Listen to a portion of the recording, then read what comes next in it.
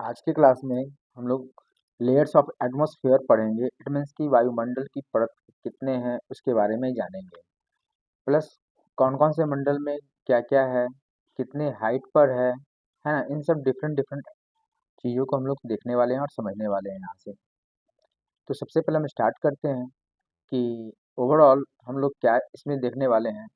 तो layers of atmosphere में कितने लेयर्स आते हैं इन सब के बारे में स्टडी करेंगे। तो सबसे पहले हम लोग पढ़ेंगे किसके बारे में। तो ट्रोपोस्फियर, जिसको हिंदी में क्षोभ मंडल कहते हैं। उसके बाद पढ़ेंगे हम लोग स्ट्रेटोस्फियर, जिसको हिंदी में समताप मंडल।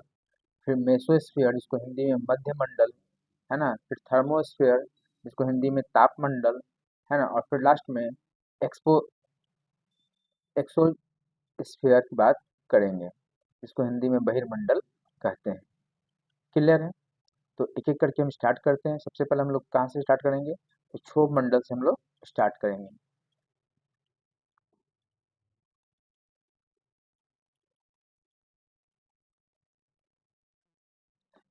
तो अब है कि क्षोभ मंडल क्या होता है, ठीक है, उसके बारे में हम लोग यहाँ पर देखेंगे। तो ध्यान दें, क्षोभ मंडल पृथ्वी का वायुमंडल की, है ना, सबसे निचली सतह है। इट मीन्स अभी आपने देखा जस्ट पीछे, है ना। ये कई सतह में हमने इसको बांट रखा है। यहाँ पर अर्थ है, ये हमको क्या दिख रहा है, अर्थ दिख रहा है। अर्थ के ऊपर, ठीक है, जो सबसे पहला सतह है, यहाँ पर ये जो सबसे फर्स्ट लेयर है, उसी को हम लोग क्या कर रहे हैं, क्षोभ मंडल की बात कर रहे हैं, ठीक है। तो वही बता रहे हैं यहाँ पर कि वायुमंडल की सबसे जो निचली सतह है, ठीक है, कई लेयर में बटा हुआ, तो सबसे जो नीचे सतह आ रहा है ना, और सबसे महत्वपूर्ण परत भी ये है। सबसे महत्वपूर्ण क्यों है, क्योंकि जहाँ सभी तरह की मौसम संबंधी घटनाएं घटती है ना। और साथ ही साथ क्या होता है, तो इस स्फीयर में ही, है ना, मनुष्य एवं जीव जंतु रहते हैं। उनके लायक रहने लायक इन्वायरमेंट तैयार होता है। क्लियर। दूसरी बात कि अब है कि ये जो हमारा क्षोभ मंडल है, इसकी ऊंचाई कितनी है, ठीक है ना। तो क्षोभ मंडल कई बार एग्जाम में पूछ देता है, इसलिए हम लोग को पॉइंट वाइज ही ध्यान में रखना चाहिए। तो क्षोभ मंडल की ऊंचाई जो है वो एक समान नहीं है, ठीक है। कहीं पर ज़्यादा है तो कहीं पर कम है। जैसे हम लोग एग्जैक्ट ये नहीं बोल सकते कि इतना से इतना किलोमीटर तक है, ठीक है। तो ये कहीं ज़्यादा तो कहीं कम। अब उसके बारे में हम लोग तर्क से समझते हैं कि किस पे डिपेंड करता है। तो बोलता है यह तर्कपूर्ण तरीके से अगर देखा जाए तो पृथ्वी पर तापमान निर्भर करती है। पृथ्वी के तापमान पर निर्भर करती है कि वहाँ का ये हाइट इसका क्षोभ मंडल का कितना होगा, ठीक है। अगर हम भूमध्य रेखा के पास, जिसको इक्वेटर कहते हैं, वहाँ पर अगर बात करेंगे तो 16 से 18 किलोमीटर देखने को मिलता है। अब इसके पीछे का कारण क्या है, क्योंकि वहाँ पर इक्वेटर के पास, है ना, तापमान सबसे अधिक होता है। और इसके कारण क्या होती है कि हवा जो होती है वो गर्म होकर ऊपर उठ जाती है, ठीक है।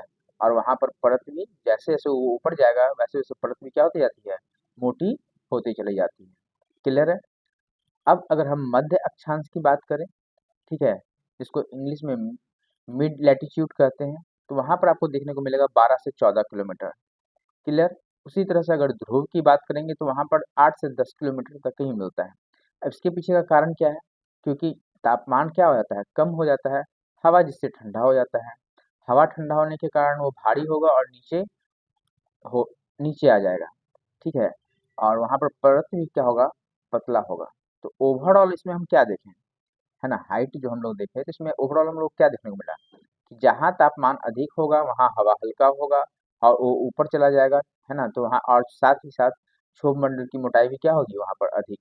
मतलब ये समझ सकते हैं कि जैसे जैसे ये ऊपर लेयर जाता है ना, वैसे वैसे क्षोभ मंडल की मोटाई भी बढ़ जाती है, ठीक है। और जैसे जैसे वो हल्का होकर नीचे आएगा, भारी होकर, वैसे वैसे क्षोभ मंडल की मोटाई भी क्या होती जाएगी, तो पतली होती जाती है। क्लियर है। अब इसके आगे बढ़ें। ये हम लोग किस में देख लिए, ये सब सारी बातें हम लोग ऊंचाई हाइट में देख लिए। अब है तीसरे पॉइंट में हम लोग क्या रखे हैं, तो इसमें और क्या क्या विशेषताएं हैं, है ना। मुख्य अगर विशेषता की बात करें क्षोभ मंडल की क्या क्या विशेषताएं हैं, तो वायुमंडलीय द्रव्यमान, है ना, क्या है इसके बारे में देखें। तो पूरा वातावरण का, है ना, 75% गैस इसी परत में होता है ना। कई बार एग्जाम में ये भी पूछ देता है कि कितने परसेंट गैस इस परत में एग्जिस्ट करते हैं, तो हम लोग क्या ध्यान रखेंगे, 75% गैस इसी परत में पाया जाता है। ठीक है, उसके बाद क्या बता रहा है कि सारी जितने भी जल वाष्प का होता है उसका लगभग 99% इसी में होता है। ठीक है, वाष्प का जो वाटर वेपर होता है वो 99% किस मंडल में पाया जाएगा, क्षोभ मंडल में ही होता है। ठीक है, इसीलिए यहाँ पर सारा मौसम है ना इसी वाले मंडल में तैयार होता है। क्लियर। इसके बाद क्या है, अगर ये हो गया फर्स्ट पॉइंट है ना वायुमंडलीय द्रव्यमान के बारे में। दूसरा, अगर ताप की गिरावट की बात करें तो इसमें अभी जैसा हम बताएं कि जैसे जैसे ऊपर जाएंगे वैसे वैसे तापमान घटता जाएगा। तो यहाँ पर क्या बता रखा है कि ऊंचाई बढ़ने पर तापमान लगातार गिरता है। ठीक है ना, औसतन अगर बात करें लगभग, तो 1 किलोमीटर जैसे जैसे ऊपर जाएगा तो वैसे वैसे 6.5 डिग्री सेल्सियस उसकी तापमान क्या हो जाती है, कम होते चला जाएगा। ठीक है, इसके पीछे का लॉजिक क्या है, तो ऊपर जाने पर क्या होता है कि हवा पतला होता है ना, और गर्मी को धारण नहीं कर पाता है वो। अब ये बात समझना है, गर्मी को धारण क्यों नहीं करता है ना, तो सूर्य सीधे हवा को गर्म नहीं करता है। ठीक है, तो क्या होता है कि सूर्य जो है वहां से किरणें सीधे पृथ्वी पर आती है और पृथ्वी को गर्म करती है, और वहीं है ना हवा को गर्म करती है।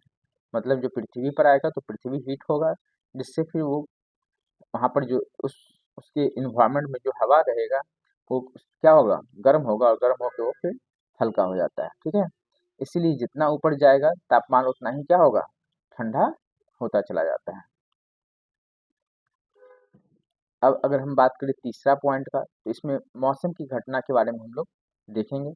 ठीक है, तो ट्रोपोस्फेयर में, इसीलिए हम लोग इसको मौसम की घटना यहाँ घटती है इसलिए हम इसको क्या कहते हैं, वेदर लेयर के नाम से भी जानते हैं। ठीक है, यहीं पर क्या होता है, तो यहीं पर बादल बनेगा, वर्षा होगा, बर्फ होगा, तूफान होगा, बिजली होगा, है ना, कोहरा जो देखते हैं आप लोग वो होता है, आंधी हवा, है ना, ये सब सब चीज सारी घटनाएं कहाँ बनेगा, तो इसी स्फीयर में, क्षोभ मंडल में ही बनता है। ठीक है, अब इसका कारण क्या है ना, तो कारण में क्या बता रहा है कि जल वाष्प और धूल के कारण इसी में सबसे अधिक होता है। मतलब इसी मंडल में यहाँ पर क्या है, तो यहाँ पर जल वाष्प भी है और धूल कण भी है।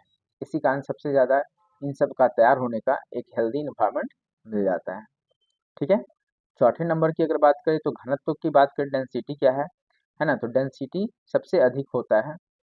ठीक है, घनत्व नीचे अधिक रहेगा और ऊपर कम हो जाएगा।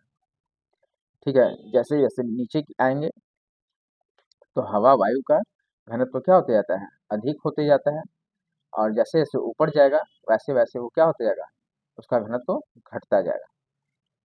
क्योंकि गुरुत्वाकर्षण गैसों को नीचे की ओर खींचता है। इसका कारण क्या हो गया, कभी भी, है ना, क्योंकि कारण यही है कि गुरुत्वाकर्षण जो है उस गैसों को क्या करेगा, नीचे की ओर खींचता है। क्लियर, इसलिए डेंसिटी नीचे में क्या होगा, हाई हो जाता है। उसके बाद अगर हम वायु दाब की बात करें, जिसको एयर प्रेशर कहते हैं, है ना, तो समुद्र तल पर ये सबसे अधिक होता है ना, वायु दाब क्या होता है, समुद्र तल पे सबसे अधिक होता है, और जैसे जैसे ऊपर जाता है वैसे वैसे वायु दाब क्या हो जाता है, घट जाता है। क्लियर है, यह परत है ना दबाव का सबसे बड़ा हिस्सा रखता है। तो कौन सा परत, है ना, ये जो हमारा क्षोभ मंडल है ना, वो परत दबाव का सबसे ज्यादा यही दबाव होता है, क्षोभ मंडल में ही सबसे ज्यादा दबाव देखने को मिलता है। क्लियर। अब लास्ट में एक है बात, जहाँ पर क्षोभ मंडल समाप्त होता है, ठीक है, उसको हम लोग क्षोभ विराम कहते हैं, जिसको अंग्रेजी में ट्रोपोपॉज कहते हैं। ठीक है, ट्रोपोस्फियर हो गया, उसके अंदर पूरा जो मोटा लेयर्स आया, और ये ट्रोपोपॉज एक पतला सा लेयर होगा, बाउंड्री होगा एक तरह से, है ना, जो एक स्फीयर से दूसरे स्फीयर में जाने पर चेंज होता है। मतलब दो स्फीयर को बांटने वाला जो लाइन है वहां पर, ठीक है, मतलब ट्रोपोस्फियर और स्ट्रेटोस्फियर, इन दोनों के बीच में जो बीच का लाइन दिख रहा है उसी को हम लोग क्या कर रहे हैं, तो उसको ट्रोपोपाउज कह रहे हैं, जिसको अपर बाउंड्री कह सकते हैं। ठीक है, अब देखिए ध्यान दीजिएगा,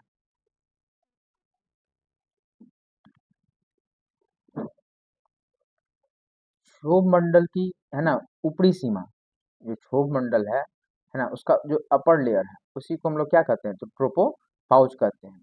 ठीक है, इसकी विशेषता क्या है ट्रोपोपाउज की, तो यहाँ तापमान लगभग स्थिर रहता है। ठीक है, यह क्षोभ मंडल और समताप मंडल के बीच की दीवार की तरह काम करता है। अभी हम बताएं इन दोनों की, क्षोभ मंडल और समताप मंडल, है ना, मतलब स्ट्रेटोस्फीयर और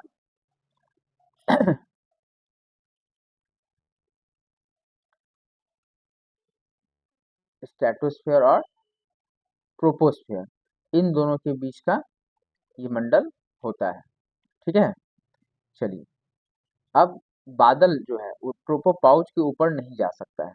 ठीक है, जो ट्रोपोपाउज है वो वहीं उसके नीचे ही जब भी बादल रहेगा तो रहेगा। ठीक है, अब इसका लॉजिक क्या है, ऊपर की परत जो होती है स्ट्रेटोस्फीयर का, ठीक है, का तापमान बढ़ने लगता है और वो ऊपर उठती हवा को रुक जाती है वहां जाकर। ठीक है, तो इस तरह से हम लोग ओवरऑल क्षोभ मंडल के बारे में देख लिए, जिसको ट्रोपोस्फियर बोले। ठीक है, अब नेक्स्ट हमारा जो होगा उसमें हम स्ट्रेटोस्फियर के बारे में चर्चा करेंगे।